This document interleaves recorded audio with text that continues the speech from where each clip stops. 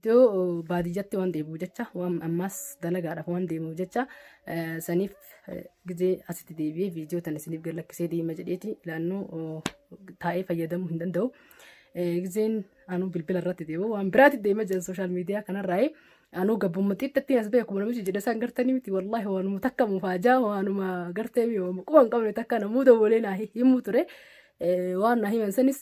anis seenetiin waan san ta'aa akka godhe jedhe. Assalaamu alaykum warahmatullahi wabarakaatuh. Kamtoota jaallatamtoota hordoftoota kiyya kam nagaa fayyaa keessanii jirtanii nagaa kooti alhamdulillah ammas bakka jirtanitti nageenya rabbii guddaa si waliin haa jiraattu isiniif haa baay'atu jecha.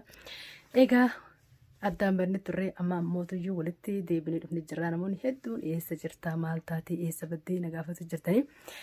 Egaa kunoo alhamdulillah rabbil alamin anniin jira lubbuudhaan jechuudha as geenye jirra. Darftullee rabbumaa jira alhamdulillah. Egaa namoonni hedduun maal taate sooshaal miidiyaa irraa baddee maaltu si dhabamsiisee naan jechuu jirtanii wallahi dhugaa addaan banne jirra. Egaa guyyaa meeqa ga'ee jira egaa sooshaal miidiyaa kana takka wanti hin jedhini baatii dabree jiraa'u garuu mootiyyuu maal taate dhabamtee jechuun keessan oolu yeroo gabaabduudhaaf hojiif gara baadiyyaa deemee ture. Baadiyyaa warraa wajjin hojjedhu wajjin gara baadiyyaa gara ilmi namaa akkas hin jirre magaalaa keessa ba'ee deemee ture. Amma ammoo alhamdulillah deebi'eetiin jira jechuudha. Sooshaal miidiyaa miti bilbiluma noormaala yoo walitti hin bilbilan irraan turre jechuudha. Namuma kennaayyuu jechuudha borumaa walitti dhiyaanuu nam tokkollee bakka hin jiru beekuun turre. Akkuma tasaa dalagaa gizee uummata wajjin oluma kaanee tasa ol kaaniitiin hin deemne eega deemne immootu bakka san neetworkiin hin jira natti fakkaatee ture yaani bakki neetworkiin abadan numa hin jirre namni itti saala yaani bilbila noormaalan bilbilee wal quban qabaanne ni jira jeetu yaanne gizee dhaqu anumattu mufaajaa ta'e baadiyyaa bakki nutti dha'ine san neetworkiin hin jiru manarraa deemaniiti fagaatanii deemanii bilbilanii deebi'anii jechuudha. Ana ammootiyyuu akkasitti deemee deebi'uun sababa hojiitiif waan natti hin toliniif deemee bilbiluun jechuudha. Namoota tokko wal quban qabu noormaalumaayyuu jechuudha bilbiluma noormaaliyyuu itti saalaa miti jechuudha guyyaa 15 fi bilbila noormaalayyuu takka nama takkaan hidhoon jenne bilbila kaan ammootiyyuu sooshaal miidiyaa ammootiyyuu baatiyyuu ga'ee jira eegaan irraa badee. Quban qabu jechuudha. Viidiyoo iyyuu waraabuu irraan fadhee jira. Viidiyoo amma dura waraaban egaa namni tokko galakkisu jiraachuu mala anu viidiyoo duraa waraabee kan gadi lakkisin hedduun qaba. Viidiyoo ma waraabamee lafa jiru kan gadi hin dhiifamin jechuudha waraabamee. Saniif namni sooshaal miidiyaa irratti nama hordofu kun yeroo viidiyoo gallakkifamte viidiyoo ma'arraa waraabamte fa'aa waan gallakkifamteetti fakkaata. Egaa hordoftoota kee gaggaalii warreen na yaaddanii hanqarraa jirtanillee anis isin yaadee jira hedduu takka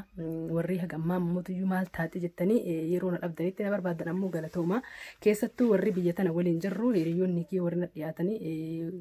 hedduu takka galatooma wallaahi maaliif akkana jettee jechuun keessa hin oolu bilbiluma noormaalayyuu nama takka wal quba qabaachuu hin turre akkuma isiniin jedhe. Nama tokkoon akkuma wal quba qabaachuu hin turre isiniin jedhee olumaa ka'ee fajaa gizee achi dhaqee tasa jechuudha gizee bakka baadiyyaa bakka deemnu san gahu neetworkiin hin jiru. Neetworkiin hin jiru ani baadiyyaa deemee jira bakka akkana dhaqee jira neetworkiin hin jiru nagayaan jira homaa takka yaadinaa jechuun waan natti hin toliniif jecha bilbili cufamee guutumaan guututti osoo nam tokkichaan du'aa fi jiru wal quba hin qabaatiin jechuudha. Guyyaa hedduu ture. Kana keessatti waan namni na kaxafe faasi'anii biyya tanatti waan adda addaatti jira dhugaa dubbachuuf. Biyya kalee nama keessaa baasanii gurgurachuu jira waan adda addaa namarratti wanti jechuu jira namni dalagaa seensisanii fa'aa achumaan achi buuteen isaa dhabame nama hedduutu jira waan anis kaxafame se'anii nama hedduutu na barbaadu ture warri na barbaadu turan kaa hedduutu akkanatti aaran dhugaa dubbachuuf yoo fayyaa qibaachuu kiyya dhagayanii maaliif jennaan osuma lubbuun jirtu osuma nagaa fayyaa jirtu bilbila cufatte ani garuu bilbila cufadhee miti. Neetworkiitu hin jirre achi dhaquu akka carraa ta'e jechuudha. Neetworkiitu hin jirre hedduu takka waan namni na qaxafe se'anii wallaahi walitti wanna je'anii akka malee na barbaadu turanii namni warri walitti dhiyaannu jechuudha. Garuu ammootiyyuu dhugaan jiru ammoo kanuma bilbila akka tasaa ani cufadhee osoo hin taane neetworkiitu bakka san hin turre. Sanii fi dhifama guddaan irra ta'a egaan neetworkii irratti deebi'eeyyuu bilbilee isaan amansiisuudhaaf waan akkanaattu na mudatee wallaahi hedduu takkaan ni jira miti haasaa walitti wanti jechuudhaaf hedduu takkaan isaan amansiisuuf wanta je'ee namni na barbaadee bakka karaan deeme sanirra wanna je'eetiin karaa warra irraan deeme sanirraan bakka namaan dalagaa irraan seene sanirraan barbaadee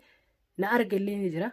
Ana arguu baatullee nama warraan bira dalaguu itti dawwalanii lubbuun jiraachuu kee namni hubates ni jira namni ammoo na gaafatee ni kaxafamte miti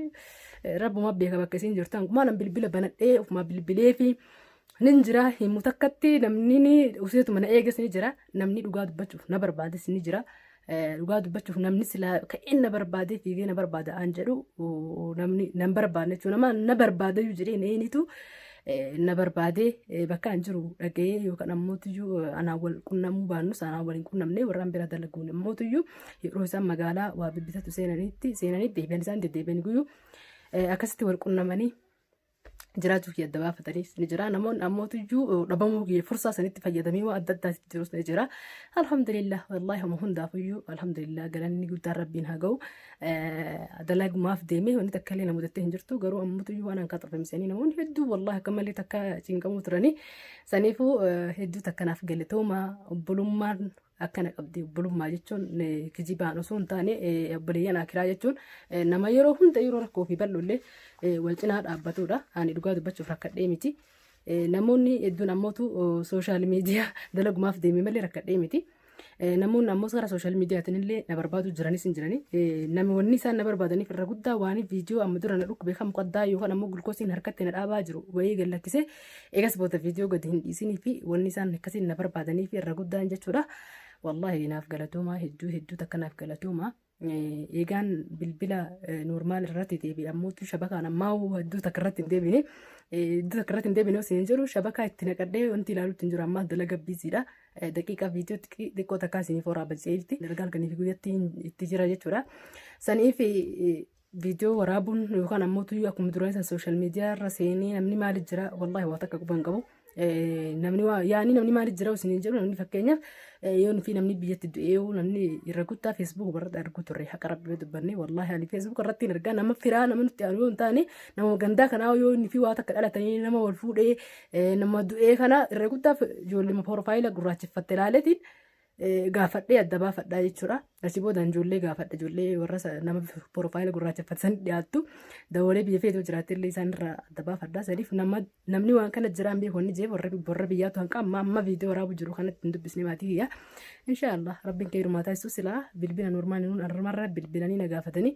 ijoolleen biyya biraa jirtu sasuutii jirtu Dubaay jirtu tani Kanaadaa jirtullee naaf dawwalanii yoon fi waa uumaman normaal irratti eegaan deebi'ee jechuudha. Irra guddaan namni dafee akka baara biyya kana naakan warra Itoophiyaa osoo hin taane ijoollee biyya biraa jirtu tanii fi ganda tokko yookaan ammoo tiyyoo durbiiwwan tiyyaa yookaan ammoo ijoollee walitti dhiyaamta biyya biraa jirtutu naaf hima. Isaanumaan eegu jira waanuu akkasii alhamdulillah jiruun akkana qabdi. Namoonni hedduun wallahi warri na barbaadan nama gingilchaa taatee silaa gingilchisee nama callaa fi girdii akkamitti adda baasa waan jettu sanii adda baasee dhugaa dubbachuu fi lannoo maaliif kan namni kun asii lubbuu biraatitti jiru namni kun ammootuyyuu waan biraa carraa sanitti yaani fayyadamuudhaaf dirii wallahi na ajaa'iba yaani wanni viidiyoo irratti hojjetanii fi wanni lafarratti deemu hagam takka garaagarummaa qabaattus hagam takka nama si dhiyaatu fi hagam takka nama wanti jedhu adda baafata jechuudha yeroo muraasa keessatti dhugaa dubbachuuf. Nama hunda guyyuma keessa biyya tana wal barree hedduu takka komachuun irraa eegamuu baatus namaan jaaladhu takka yookaan ammoo namaa dhabdadhu takka komachuun kiyya hafan qabu jechuudha. Yaani waan keessa jiru garaa kee keessa dho'isuu diddaansumaa fi malee dilas akkasii miti eenyummaa kee namni na beeku anuma qofaatu of beeka warri ammootu iyyuu dhugaa dubbachuuf akkasitti naaf hadoodanii jedhanii haa galatoomanii wallahi yeroo hedduu yeroo hundaa. Iddoo guddaan isiniif qaba warra sooshaal miidiyaa illee jechuudha waan isin warra naaf yaadee wallahi bilbila itti saalan yeroo sa'a dheertuu na wajjin haasawanii wallahi billahi haa galatoomanii walla azaana dubbii haqaati sanii fi warri isin naaf yaaddanii naa bilbiltanii bilbila sooshaal miidiyaa irra kan jirre beekanii bilbila noormaala naa bilbiltanii yeroo hedduu yaada kee narraa qoodamtanii rakkoo siyyallee narraa qoodamtanii waliin rakkoo fi bal'oo keessatti dhaabbattanii wallahi rabbii waan isin ofirraa quban qabne rabbiin mufaajaa isiniif haa godhu isin haa milkeessu addunyaa irratti illee akira irratti illee jannata mana lamaanii ka jedhan jannata addunyaa gubbaa fi akira irratti illee argatan rabbiin isiniif haa kennu anaa miti keseef kennu rabbii waan ta'eef jechuudha wallahi rabbiin riskii bareedduu isiniif haa kennu jechuudha nama irra guddaa warra ijoollee qabu rabbiin ilmaan teessan ta'etti hara baafattanii fi tanii fi isin ijoollee diinii rabbiin isiniif haa godhu ahammishii ijoollee qajeeltuu ijoollee karaa rabbitti nama hundaa qajeelchitu uf qofa osoo hin taane abbaa qofa osoo hin taane nama hundaa osoo hin jiru dhaloota gara fuula duraa hunda rabbiin ijoollee qajeelchitu rabbiin isiniif haa godhu. Akkasii namni haati dhiiraa hin kuftuu jedhanii jilbeeffatti malee akkasuma rabbii wallaahi bakka hundaanuu godhu isin haa qabu isin jedha wallaahi waan biraa isiniif godhuu dadhabuusi akkuma isin naaf yaaddanii du'aa naaf gootanitti akkuma isin na jaalattanitti rabbiin anaa olitti isin haa jaallatu jaalalaa namaatti irratti rabbiitu caala. Akkasii ammootu iyyuu walitti deebinee dhufneetti jirra dalagaa dhiisee osoo hin taane dalagaa ittumaan jira ammas baadiyyaatti ni deebi'a. Deebi'uuf deema jechuudha baadiyyaatti guyyaa 3 boqonnaaf dhufe boru ammootu iyyuu buruu manaan jira azumaa takka jira achumaan affeerraa nama bira dhaqa yoo danda'e viidiyoo isiniif waraaba yoo dadhabe ammoo inshaallah akka rabbii godhe viidiyoo baadiyyatti waan deebi'u jecha waan ammas dalagaadhaaf waan deemuuf jecha saniif gizee asitti deebi'ee viidiyoo tan isiniif gallakkisee deema jedheeti ilaannoo taa'ee fayyadamuu hin danda'u. Gizeen anuu bilbila irratti deemu waan biraatti deema jira sooshaal miidiyaa kanarraa anuu gabbummaxiitti as beeku namichi jedhe isaan gartanii miti wallaahi waanuma takka mufaajaa waanuma gartee mi'ooma quban qabne takka namuu dabalee naa himuu ture waan naa himan sanis anis seenetiin waan san ta'a akka godhe jedhee seenee ilaalle laannoo maaliif jennaan wanni ana fardii ta biraatti wanni nama biraatti fardii ta biraata waan taateef hedduu takka irraan kaa'anneeni. Yaani jechuun karree an deemuu fi ulaagaan ani kaadhe kanan biraa kaatii waan walitti hin dhiyaanne jecha. Sanumaafin an ahammishi wanni hedduu na gammachiise dhabamuu kiyyaa akka fajaa haa ta'u malee tasa haa taatu malee wanni an yaadin achitti qunnamuu haa taatu malee wanni an achitti waan sanirraa hubadhe yookaan ammoo barnoonni guddaan irraa fudhadhe eenyutti natti aanaadha galatuma wallahi billahi galatuma galata guddaan na biraa qabdu warri na bilbilu jirtanillee haga ammaa bilbilli yuutuub irra jiru mootuyyuu bilbila biraati kan ammoo itti fayyadamu bilbila biraati biraatu isiniin jiru bilbilli asirratti yuutuub irra isiniif jiru kun waan yeroo hedduu namni hedduun irratti bilbila yuutuub irraa fudhatanii waan taateef yuutuubii gurguraatii fi dhugaa dubbachuuf wanni achirra kaa'eef yuutuubii namni bitachuu fedhu yuutuubii sa'aatiif sabskiraabiin guutee kan wantaata achina ta'e namni bitachuu fedhu achirra haa fudhatiin irra dawalu jeetiin achirra kaa'ee ture garuu ammoo namni irra bilbiluu nama yuutuub bitachuu fedhu osoo hin taane nama waan adda adda haasa'u jira. Namoonni waan babbareeddaa suufnis jira kan na jajjabeessanis ni jira kan yaada jirran naa kennanis ni jira kanii fi na komatanis ni jira. Kanii fi waan kanata akkana sirreeffadhu waan jedhanis ni jira. Kanii qoosaa biraa siin jaalladhamnaan yaani ni jira miti waan ana biratti hedduu fudhatama qabne dhiifamallee narraa taate ni jira miti waan adda addaa takkaa jira. Ani abboolummaa rabbii nama na jaalatu ni fedha dhugaa dubbachuuf nama hedduu na jaallatanis nama hedduun jaalladha. Warra wal qubaa qabnus jechuudha galgalaa ganama waliif dawwalu dhiiras ta'e dubartii jechuudha namoota hedduu ka jaalladhus ni jira namoonni amma waan biraa natti haasawanis ni jira akkanan ta'ini akkas ta'e akkanan ta'ini akkas ta'e baluu dhiisii natti hirumina ni jira saniif dhiifama guddaa irraa ta'e asmaanu inshaallah ahamishi waan hundi khayriidha saniif bilbila kanarratti warroon hedduun bilbiltanii gabaabumatti wanni isin jechuu fedhe bilbila kanarratti hedduun bilbiltanii warreen dhabdanii bilbilli kiyyaa haanuma jiraatu malee namni irra dabulu nama tokko lama miti waan hojii hojjedhuuf jechaan saayilantii godhee akkasuma taa'a yeroo bilbiltanitti isin bilbilli ni bu'aa isin jalaan kaasu. Namoonni narratti bilbilu ammoo eegaan dhiyootana sooshaal miidiyaa kanarra badde nama tokko lama miti isiniif deebisuudhaaf takka waan natti hin toliniif gabaabdumatti asirrattiin hunda keessaniinuu dhiifama guddaan irraa taa'an jira fayyaan qaba alhamdulillah jechuudha. Egaa amma dura na dhukkubee namoonni hedduun hirkattanii turtanii ani fayyaan qaba wallah alhamdulillah amma fayyeetiin jira. Akkasii hordoftoota qaqqaarii waan haga ammaan waan hin turtaniif galatooma galata guddaa qabdanii gara fuula duraa ambuutuyyuu walumaan kan jirru ta'a inshaallah irraa baadan malee torbaanitti irratti deebi'anii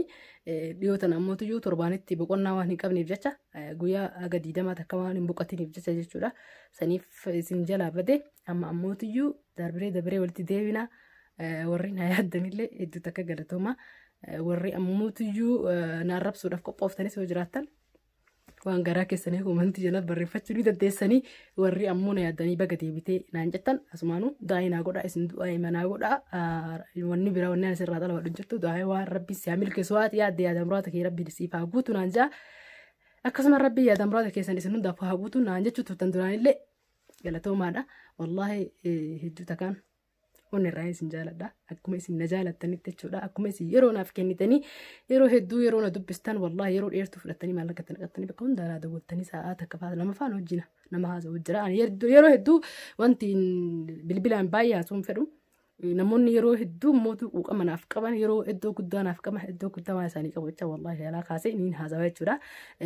Amma mootu wanni haasawuu natti hin tolleef halkanii fi guyyaallee dalagaa akkuma isiniin jedhe saniif inshaallah halkan sa'aatii galgala irraa sa'a 3 booda 4 booda malee lafan jiru saniifi inshaallah kan walitti deebinii yeroo hedduu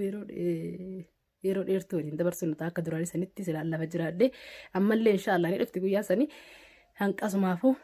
nagaan naaf jiraadhaa hedduu takkaan isin jaaladha anaa miti rabbi isin haa jaalatu isinii anaa miti jaalatti nama humaatti miti rabbi isin haa jaalatu.